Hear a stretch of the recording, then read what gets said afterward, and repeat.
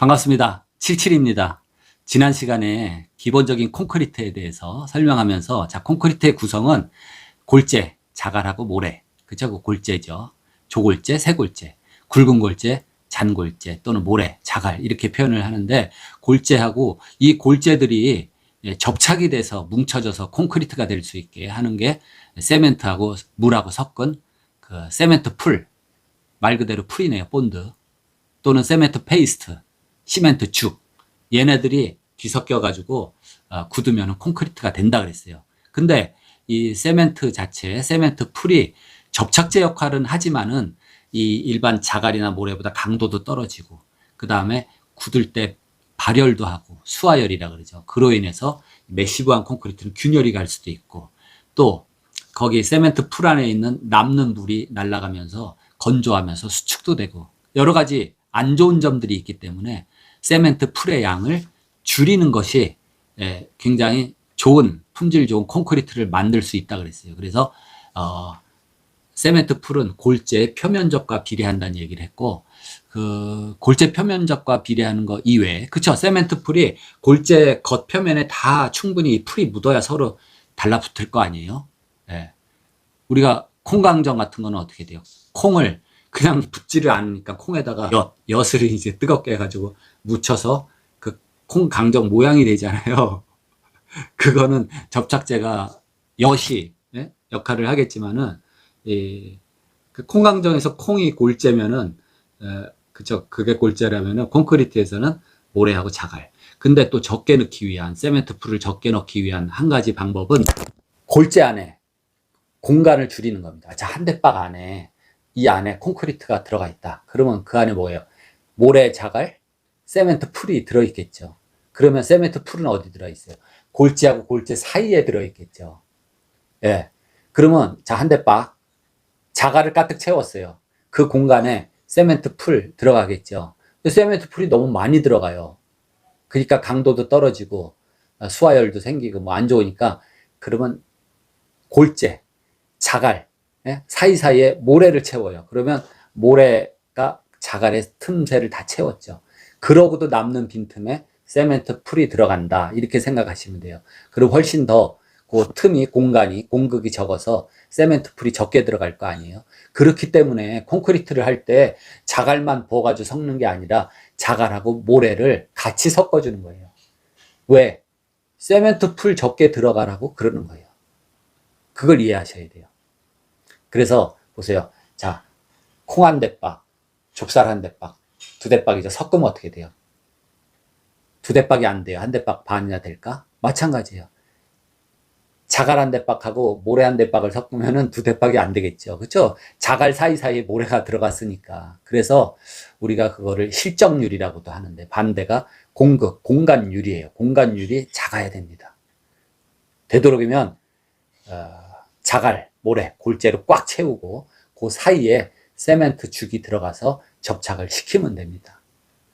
여러분도 잘 알다시피 이 콘크리트는 습식 구조다. 왜? 물이 있어야 작업이 돼요. 물하고 시멘트가 화학 반응을 일으켜서 굳어야 됩니다. 그 다음에 이 콘크리트 구조는 또 일체식 구조라 그래요. 그쵸? 우리가 틀을 만들죠. 틀이 없으면 안 돼요. 틀을 같은 말로 뭐 일본 말로는 가다라 그러고 폼이라 그러고 형틀. 이 형틀을 만들어서 거기다 보면은 형틀 모양대로 일체식으로 하나로 굳어서 나오는 게 이게 콘크리트입니다. 틀을 뜯어내고 나면은 형태가 딱 나오죠. 일체식 구조라 그래서 굉장히 아주 크다란 그런 구조, 이런 것도 하여튼 형틀, 그 틀만 잘 만들 수 있으면 틀 모양대로 나오는 거예요.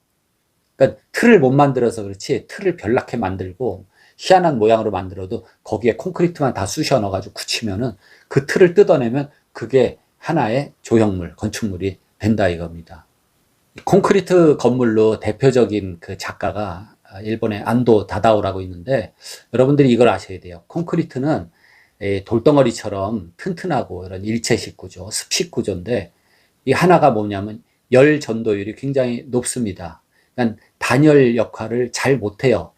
열 전도가 잘 된다 이겁니다. 뭐 금속, 쇳덩어리만큼 열 전도율이 높은 건 아닌데 그래도 열 전도가 상당히 잘 되는 편이에요. 그래서 단열 성능이 떨어져요. 뭐에 비해서 이 목재라든지 뭐 단열재는 말할 것도 없고 그 다음에 거품 블럭 ALC 같은 것보다는 단열 성능이 굉장히 떨어져요. 그래서 이 콘크리트 벽체, 콘크리트 어떤 뼈대로 건물을 지으려면은 이 외부 온도, 내부 온도 차이가 크지 않은 그런 온화한 지역에는 괜찮아요. 이 단열을 고도의 단열이 그렇게 중요시하지 않은 항상 봄 날씨, 항상 가을 날씨 같은 그러한 지역은 콘크리트로 지어도 열적인 문제, 열 전도율, 단열에 대해서는 별로 신경을 안 써도 됩니다.